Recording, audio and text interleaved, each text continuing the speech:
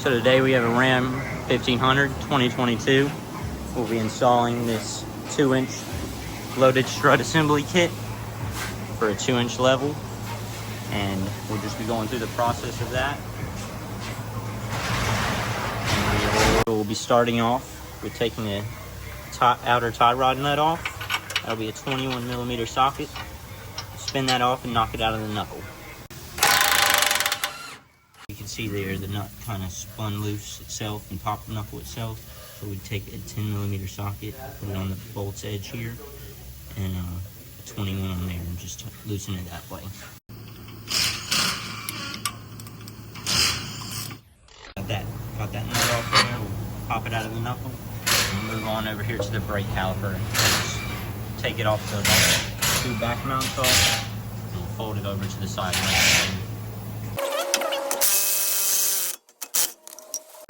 Two 21s off the back of the caliper, fold it over, get it out of the way.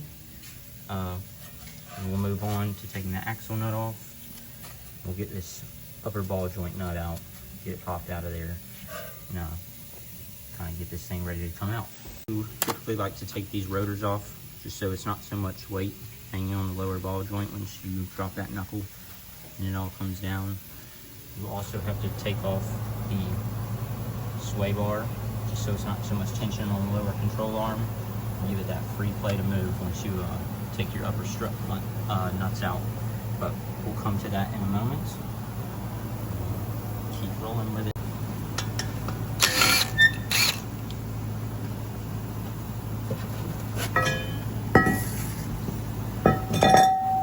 Grab your 36mm axle nut socket, get that axle off.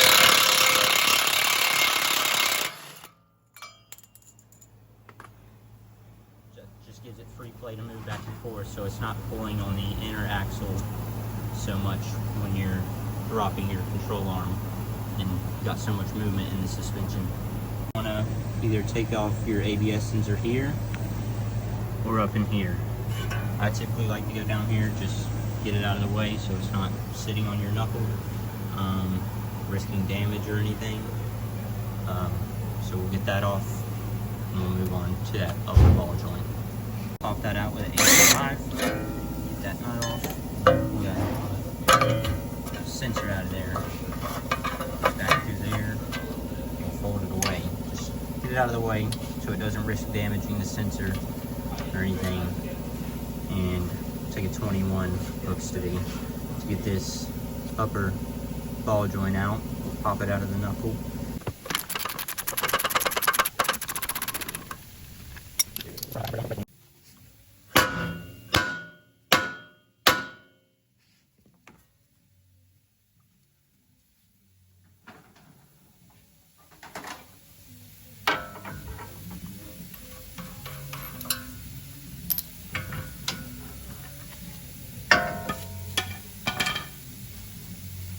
Tackle that sway bar in link. You have to get it out of that sway bar just so your lower control arm has some traction.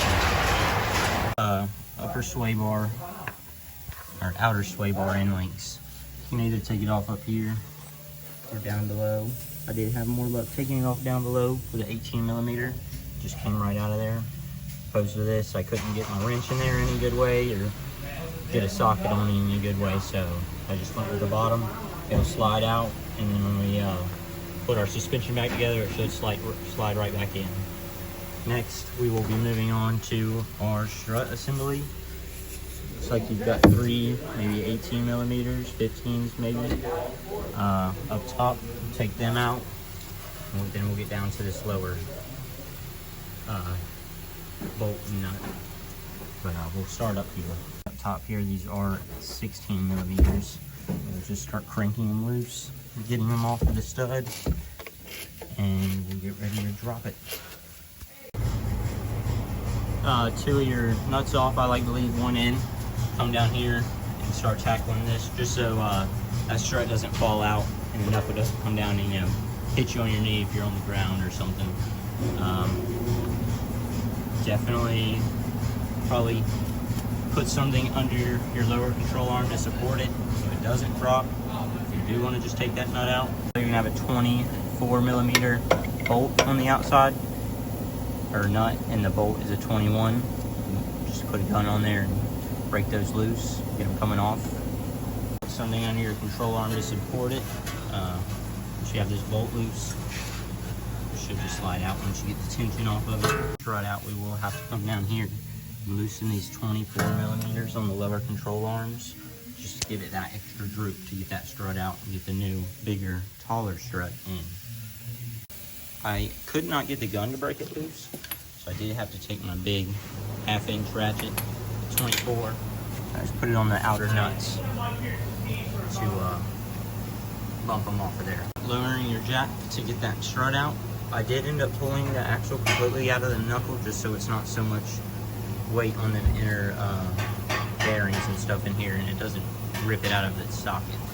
But if you let your jack down, it'll keep allowing the lower control arm to come down and thus getting your strut out. The old strut out, we will go in with the new strut. You got the new strut in, and tighten up your upper nuts. They're nice and snug. They are 15 millimeters aftermarket. So just make sure they get nice and tight. Bring that strut up, and then we'll line up the lower control arm with the strut. So this lower bolt is a little bit tricky to get in yourself. You might want to have somebody controlling the jack while you kind of have to push this in and line it up. So kind of becomes a two-person job at that part. You can do it alone, but it makes it a lot easier having a hand. So you'll get that back in, and you'll start piecing it back together. We'll start with this sway bar in length, get that in, and then we'll already put the axle back in the knuckle, and then we'll put the knuckle back on the upper control arm. Typically, this lower control arm will be sitting higher because obviously the other side still got the suspension, the stock suspension. So this is going to sit where the stock suspension is hooked up over there. I don't typically put the sway bar in link bolts back on until the very end when I've got everything else finished. So I will leave that off for now. It just gives you, it's a lot easier where you're not having to push down on that sway bar here to get that bolt on and possibly tearing up the joints and stuff. So we'll leave that off to the very end. We'll get this knuckle put back up here and put the axle nut on. Now that you have put the newer strut on, you'll notice you have a lot more droop travel, and you will need a pretty good sized pry bar to get this upper control arm into that knuckle. Really record it, but you'll just push down on that, get that in there enough to start a couple threads, and it'll pull down as needed. We've got that upper ball joint back in the knuckle. You'll take a 36 millimeter socket and put your axle nut back on. We'll get the rotor caliper back on, and then tackle the tie rod. And I do typically put the caliper on first, just so you have that extra slack in the knuckle to get your gun or whatever you're using back in here, and fold the tie rod away, and get a lot more movement out of the knuckle. To get your gun or whatever you need back in there, just makes it a lot easier. Go ahead and put the caliper and everything back on, and make the tie rod your last thing. That caliper back on and tighten the two back bolts.